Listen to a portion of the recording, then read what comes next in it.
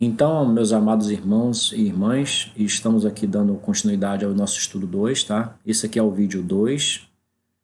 No vídeo 1 eu mostrei para vocês de que o santuário de Deus, a cidade santa que foi pisada pelos gentios, ele foi o próprio Jesus Cristo, não um santuário feito por mãos humanas, em momento algum, tá? Da existência, mas sim o próprio Jesus Cristo. E aqui nesse vídeo 2 eu vou mostrar para vocês quem pisou a cidade santa e como se deu isso, tá certo? Bom, vamos ao início da parte 2 de 3 do estudo 2. O rei. Esse rei em Apocalipse quer dizer reino, certo? Vocês estudarem um pouquinho as profecias, vocês vão ver que o Apocalipse é cheio de simbolismo. Então, quando ele fala rei, ele fala de reino, destinado a editar o santuário por terra. Então, existia um reino que estava predestinado, não que seja uma predestinação que Deus o desejava, mas ele em si, na sua essência, foi aquele usado pelo inimigo para fazer deitar o santuário por terra, ou seja, matar Jesus Cristo. Continuando abaixo, passarei a expor ainda mais as razões para entender que Jesus é o santuário de Deus, mencionado em Apocalipse 11, o mesmo que fora pisado pelos gentios. Esse foi o santuário profanado, não por Antíoco IV Epifânio, anos antes de Cristo, nem por um general e sua tropa tempos depois, no ano 70 depois de Cristo, como muitos afirmam, mas sim pelo Império Romano nos tempos do testemunho de Jesus Cristo, naquela geração.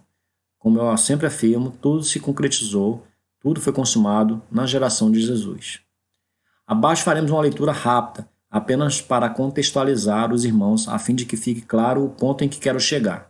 Então vamos ler bem rapidinho aqui para não perdermos muito tempo e não ficar um vídeo muito longo, mas eu peço a atenção dos irmãos. Daniel 8. A visão de um carneiro e de um bode. O mais importante abaixo será o ponto em que alcançamos os tempos do domínio do Império Romano.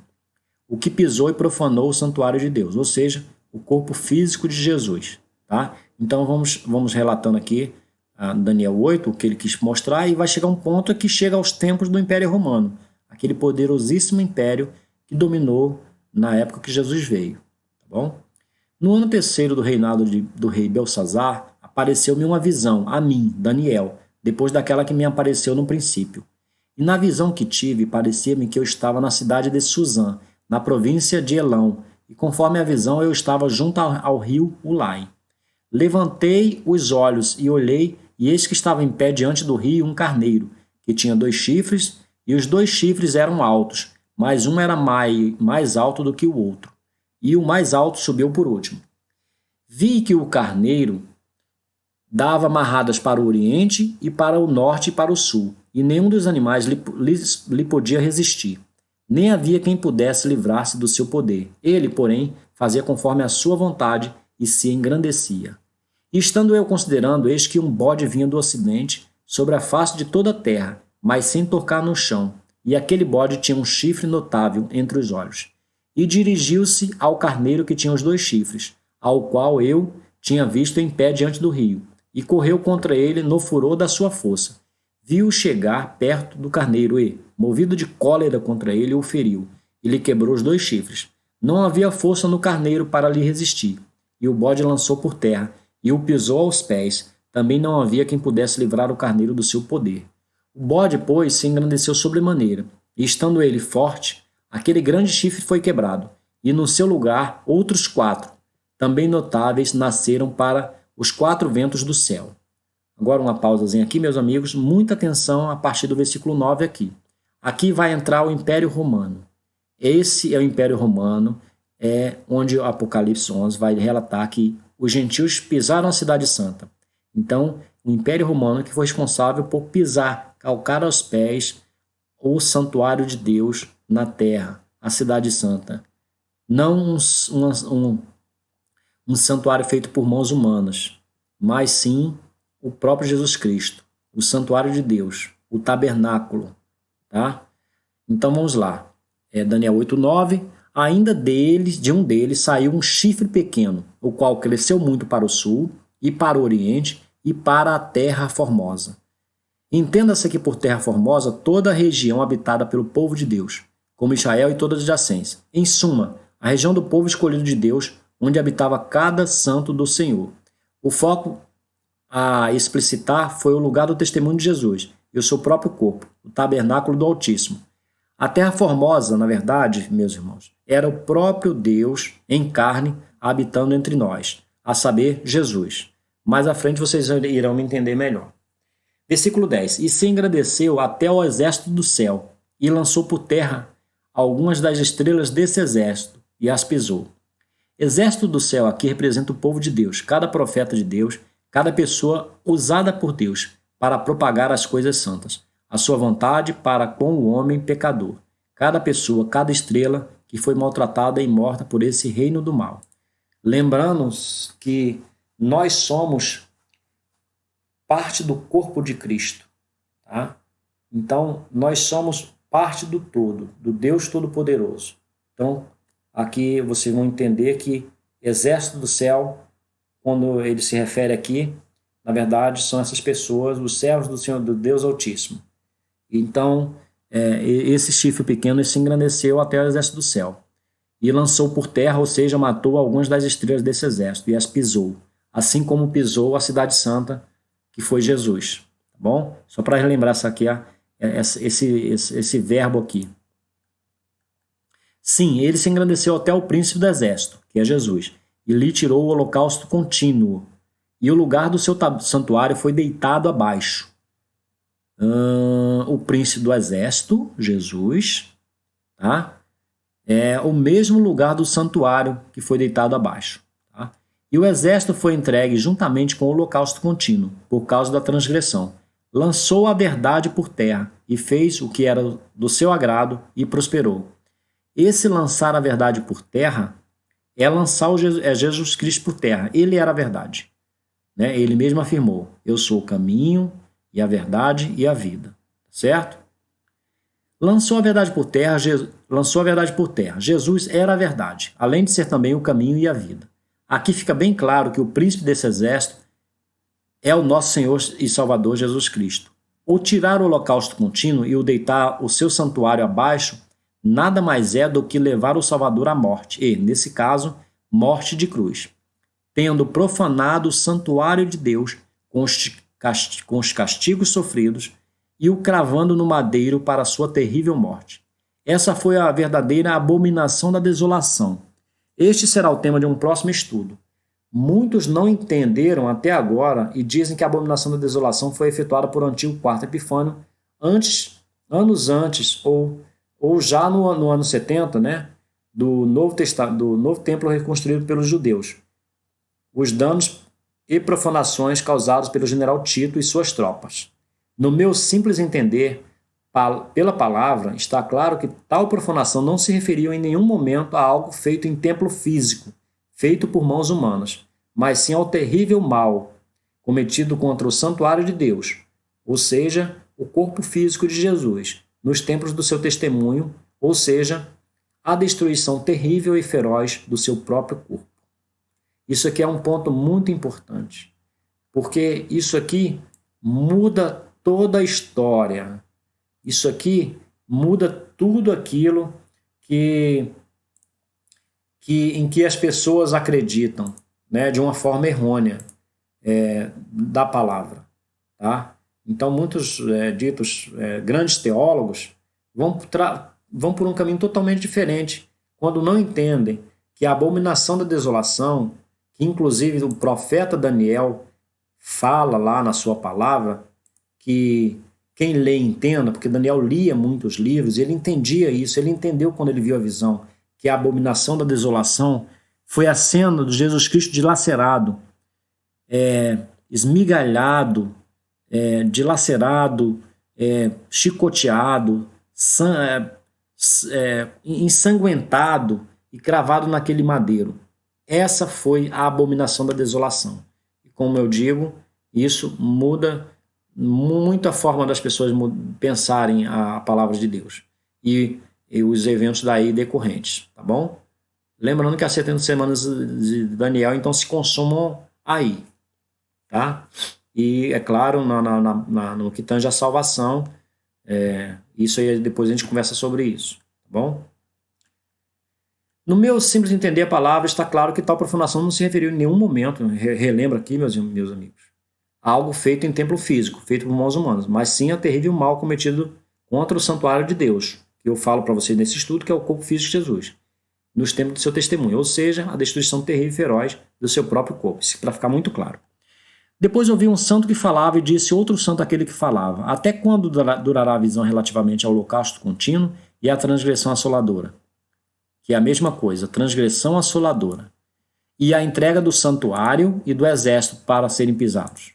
Ele me respondeu, até 2.300 tardes e manhãs, então o santuário será purificado. Isso aqui é uma visão mostrando Daniel. Ele então indaga isso.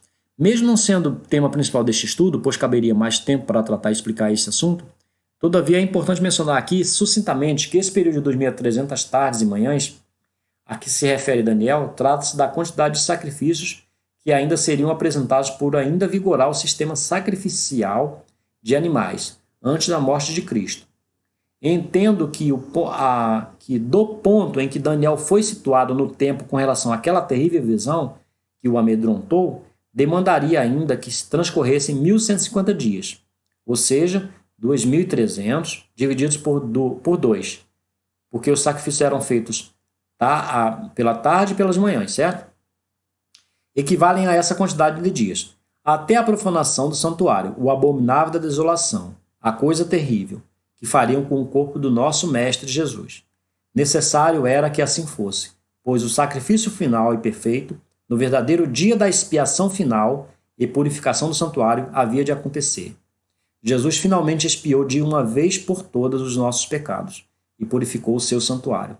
Ao ressurgir, não mais era o lugar santo, mas sim o lugar santíssimo. Glórias a Deus. Havendo eu, Daniel, tido a visão, procurei entendê-la, e eis que se me apresentou como que uma semelhança de homem. E ouvi uma voz de homem entre as margens do Ulai, a qual gritou e disse, Gabriel, faze que este homem entenda a visão. Veio, pois, perto de onde eu estava, e vindo ele, fiquei amedrontado, e caí. Quem veio até Daniel? Prestem bem atenção, meus irmãos. Quem veio até ele? Gabriel, certo? E caí com o rosto em terra, mas ele me disse, entende, filho do homem, pois esta visão se refere ao tempo do fim. Daniel não entendera a terrível visão vista, e vindo ele, fiquei amedrontado. Ele ficou amedrontado com aquela visão que foi mostrada a ele, que se tratava de um fato que viria a ocorrer apenas no tempo do fim, a saber, no tempo da consumação de todas as coisas, no tempo do testemunho da morte de Jesus. Creio que tenha sido mostrado a ele, por visão, a imagem de um Jesus desfacelado, ensanguentado, lanhado por chicotes de cordas e com pontas de ferro, com uma horrível coroa de espinhos fazendo escorrer o seu precioso sangue da sua cabeça abaixo, furado ao lado por lança de soldado, e o pior de tudo, cravado em uma cruz. Definitivamente, Daniel não entenderia no seu tempo a que tal crueldade chegaria o ser humano num tempo futuro. Não entenderia esses processos de extermínios usados por Roma nos tempos em que o nosso príncipe, o príncipe dos exércitos celestiais, o santuário de Deus que habitou entre nós, em carne, o lugar santo, ou seja, Jesus Cristo, viria ao mundo. Então, meus irmãos, isso aqui é maravilhoso. Entendam. A abominação da desolação, o abominável da desolação, tudo isso se refere a essa cena que foi mostrada a Daniel e cena no momento em que ele ficou amedrontado. Foi mostrado a ele, creiam nisto, foi mostrado a ele a cena da abominação, do abominável da desolação. O ponto final, o mais terrível ponto em que se poderia chegar o homem, matar o Deus que veio para nos salvar, né? O Filho do Deus Pai, que era o próprio Deus. Ora, enquanto ele falava comigo, caí num profundo sono, com o rosto em terra. Ele, porém, me tocou e me pôs em pé e disse, eis que farei saber o que há de acontecer no último tempo da ira, pois isso pertence ao determinado tempo do fim. Entenda-se por determinado tempo do fim o tempo da consumação de todas as coisas, os tempos do testemunho e morte de Jesus. Afinal, ele bradou, está consumado. Glórias a Deus. Aquele carneiro que viste, o qual tinha 2 chifres, São estes os reis da Média e da Pérsia. Mas o bode peludo é o rei da Grécia, e o grande chifre que tinha entre os olhos é o primeiro rei. O tecido quebrado, levantando-se 4 em lugar dele, significa que 4 reinos se levantarão da mesma nação, porém não com força, não com a força dele. Então aqui ele continua dando um panorama de quando chegaria ao Império Romano, certo? Por isso que eu estou fazendo questão de ler esses versículos anteriores aqui. Agora vamos aqui, ó. Mas no fim do reinado deles, daqueles outros reinos ali, né? Quando os transgressores tiveram chegado ao cúmulo, levantar-se-á um rei, feroz de semblante e que entende enigmas. E que rei é esse? E que reino é esse? Entenda-se por rei aqui o Império Romano, o chifre pequeno, feroz de semblante e entendido em enigmas. Afinal de contas, era conhecedor do que estava por acontecer, que viria um Messias, no seu entender, no pensamento deles, viria um Messias, sim. Mas esse Messias, no entender dele, era um Messias político, um Messias revolucionário, que viria ávido a tomar o poder deles, né? Tomar o reino deles, o reino material, mas não era isso. O nosso Messias, ele veio no intuito de de nos tomar para si novamente, os perdidos, tá? E esse reino, o reino de Deus não vem com aparência exterior, tá? Por isso eles não entenderam. Então, no entender do Império Romano, o chifre pequeno, esse Messias viria ávido a tomar posse daquele reino. Fato que até motivou Herodes a mandar exterminar meninos com até 2 aninhos, conforme eu já falei no estudo 1, né, onde eu trato da vida, do nascimento de Jesus Cristo e do ministério público dele e ali até a sua morte. Mas o reino de Deus não era deste mundo. Grande será o seu poder, mas não de si mesmo. É isso aqui falando do Império Romano, tá? Do chifre pequeno. E destruirá terrivelmente, e prosperará, e fará o que lhe aprouver, e destruirá os povos e o povo santo. Pela sua sutileza fará prosperar o engano na sua mão. No seu coração se engrandecerá e destruirá muitos que vivem em segurança. E se levantará contra o príncipe dos príncipes, mas será quebrado sem intervir mão de homem. Bom, meus irmãos, foi isso que Jesus fez. De fato, se levantou contra o príncipe dos príncipes e o matou fisicamente. Mas toda a sua obra foi aniquilada pelo poder do Altíssimo, onde as coisas realmente fazem sentido. Nos altos céus, no campo da verdade, no mundo espiritual, onde se mostra verdadeiramente o reino do nosso Deus. E a visão da tarde e da manhã que foi dita é verdadeira. Tu, porém, cerra a visão, porque se refere a dias muito distantes. Aqui é pedido a Daniel para guardar a visão que seria para muitos e muitos anos à frente. Lembrando-se que isso aí foi revelado a Daniel, isso aí dezenas de anos antes, né? Séculos antes, certo? Esse é um Deus maravilhoso, atemporal, que mostra o futuro e é dono do passado. Que Deus maravilhoso que guiava o seu povo desde há muito tempo, dando vislumbre ao povo entendido, conforme Daniel afirma, dos acontecimentos futuros. A Daniel aconselhou guardar a visão e descansar para a seu tempo receber a sua recompensa, né? Que ele fala, o seu quinhão. E foi isso que ocorreu logo após a ressurreição de Jesus Cristo. Os profetas receberam o seu quinhão. E hoje isso é uma visão diferente, tá, irmãos? Mas não é heresia. Busquem na palavra. Leiam Mateus 24, leiam Daniel, Apocalipse, e vocês vão entender o que eu estou falando. A recompensa da ressurreição no tempo devido. Glórias a Deus. E eu, Daniel, desmaiei e estive enfermo alguns dias. Então me levantei e tratei dos negócios do rei. E espantei-me acerca da visão, pois não havia quem entendesse. Terrível visão, não é mesmo, Daniel? Como entenderia tamanha crueldade que fizeram com o nosso Salvador? Aquela visão dele que eu falei para vocês, que foi mostrada a ele, do abominável da desolação, abominação da desolação, tanto faz, foi Cristo na cruz. Que saibamos valorizar o seu grande sacrifício feito a nosso favor, na cruz. Obrigado, Senhor. Glorificado sejas pelos séculos dos séculos. Amém. Então, meus irmãos, aqui eu findo a parte 2 de 3 do estudo 2, tá? Na terceira parte deste estudo, trataremos sobre a sequência do texto de Apocalipse 11, dos versos 3 ao 14. os quais citam as duas testemunhas. Adianto-lhes desde já que estas duas testemunhas não se configuram em quem quer que seja a personalidade diferente da pessoa de Jesus Cristo. Não se trata de profetas, nem de discípulos, nem de qualquer pessoa que tenha já habitado esta terra.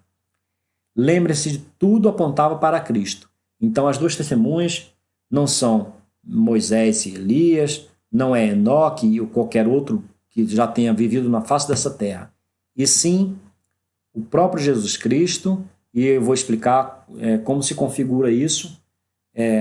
A própria Apocalipse nos dá a luz disto e ficará fácil de entender. Fiquem na santa e maravilhosa paz do nosso Senhor e Salvador Jesus Cristo. Amém. Oremos. Senhor, te agradecemos, Senhor, pela tua palavra. Te agradecemos porque tu revelaste aos pequenos, aos humildes, as tuas verdades, Senhor. Abençoa cada pessoa, Senhor, que está tendo acesso a esse estudo.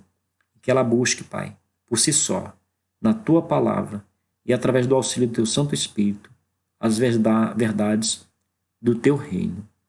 Abençoa cada lar, Senhor, cada pessoa. Guarda do inimigo. Te agradecemos pela morte de Jesus na cruz, por nós, pelos nossos pecados. Muito obrigado, Senhor. Amém.